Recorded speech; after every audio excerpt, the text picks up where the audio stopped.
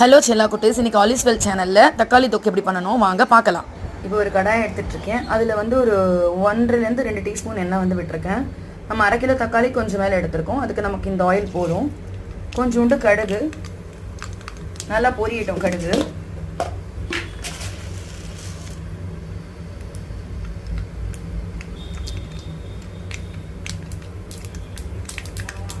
பொரிஞ்ச உடனே கொஞ்சோண்டு நம்ம உளுத்தம் பருப்பை வந்து அதில் போட்டுக்கிறோம். தக்காளி போட்டாச்சு. இதில் இந்த தக்காளிக்கு தேவையான உப்பை போட்டுட்டு மீடியம் ஃப்ளேமில் ஒரு கிளறு விட்டு மீடியம் ஃப்ளேமில் வச்சுருங்க. அந்த தக்காளி நல்லா மசிஞ்சு வரும் உங்களுக்கு. அது வரைக்கும் அதை வந்து நம்ம வந்து குக் பண்ணுவோம். குக் பண்ணிட்ட பிறகு அது எப்படி குக் ஆகிருக்கு நான் காமிக்கிறேன். இது கொஞ்சம் நேரம் குக் ஆகட்டும். கண்டிப்பாக இதுக்கு வந்து ஒரு 5 to 7 minutes ஆகும் இது நார்மல் குக் ஆகிறதுக்கு. இப்போ பார்த்தீங்கன்னா இந்த அளவு இது நல்லா பாயில் ஆகிருக்கு. ஆல்ரெடி உங்களுக்கு எல்லாருக்குமே தெரியும், வந்து டொமேட்டோலேயே வந்து வாட்டர் இருக்கும். நமக்கு கொஞ்சம் தக்காளிலேயே வந்து தண்ணி இருக்கும் இல்லையா, அந்த தண்ணியிலேயே வந்து அது இப்படி வேகும். ஸோ இப்போ நமக்கு தேவையான காரம் பார்த்தீங்கன்னா, நான் வந்து இந்த பிளெயின் மிளகா பொடி, வெறும் மிளகாயை மட்டும் வச்சு அரைச்சிட்டு போட்டிருக்கேன். இதில் நீங்கள் குழம்பு மிளகாத்தூடி போட்டால் கூட, குழம்பு மிளகாத்தூள் கூட நீங்கள் வந்து யூஸ் பண்ணிக்கலாம். அதுவும் ஒரு டேஸ்ட் கொடுக்கும், இதுவும் ஒரு டேஸ்ட் இருக்கும். எனக்கு இது கொஞ்சம் டேஸ்ட் பிடிக்கும்.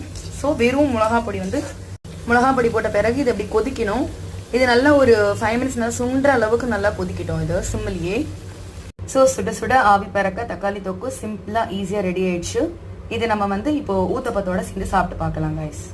பார்த்தீங்கன்னா ஊத்தப்ப மாவு ரெடியாக இருக்குது. இதில் வந்து நான் ஆனியன்ஸ் ஏன்னா கொஞ்சம் புளிக்கிறதுனால ஆனியன்ஸும் சில்லிஸும் கலந்துருக்கேன். இப்போ இதை நம்ம போடலாம் வாங்க. இந்த மாவை ஊற்றிட்டு ஒரு 1.25 கரண்டி மாவு எடுத்துக்கோங்க.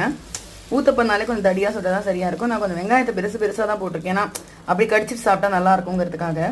நல்லா பரப்பி விட்டுக்கோங்க.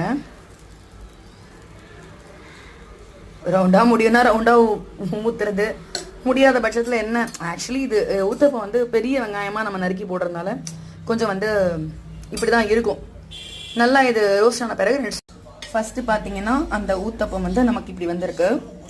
இப்போ வந்து நம்ம இதை வந்து பொடி கூட போட்டுக்கலாம். இதில் இப்போ நம்ம வீட்டில் அரைச்சா இட்லி பொடி இருந்தது இல்லையா, அதை நம்ம நல்லா இப்படி மேலே தூவிக்கலாம். ஒரு மாவு கரண்டி 2 கரண்டி போட்டுட்டு, நம்ம காரத்துக்கு நிறைய பிடிக்கும்னா நிறைய போட்டுக்கோங்க, இல்லை எனக்கு கம்மியாக போதும் அப்படின்னா சுற்றி ஒரு கொஞ்சம் நல்லா ஸ்ப்ரிங்கிள் பண்ணிவிட்டு ஒரு ஸ்பூன் லைட்டாக ஆயில் விட்டுட்டு இதை நம்ம பண்ணால் இது வந்து பொடி ஆனியன் ஊத்தப்பம் இஸ் ரெடி. இப்போ பார்த்தீங்கன்னா அந்த பொடி ஊத்தப்பத்தை நல்லா திருப்பியும் போட்டாச்சு. இதை நீங்கள் மூடி போட்டு கூட வேக வைக்கலாம். இந்த பொடி வேஸ்ட் ஆகாது. பட் எங்கிட்ட அந்த மூடியை விட எனக்கு ரொம்ப பிடிக்கும். ஸோ நம்மளோட பொடி ஆனியன் ஊத்தப்பம் ஆல்சோ ரெடி. நம்ம ஏற்கனவே பண்ணி வச்ச தக்காளி தொக்கை போட்டு இப்போ நம்ம பொடி ஆனியன் ஊத்தப்பம் ட்ரை பண்ணலாம். வாங்க எல்லாரும் நைட் டின்னர் சாப்பிடலாம். லைக் பண்ணுங்க, ஷேர் பண்ணுங்க, சப்ஸ்கிரைப் பண்ணுங்க.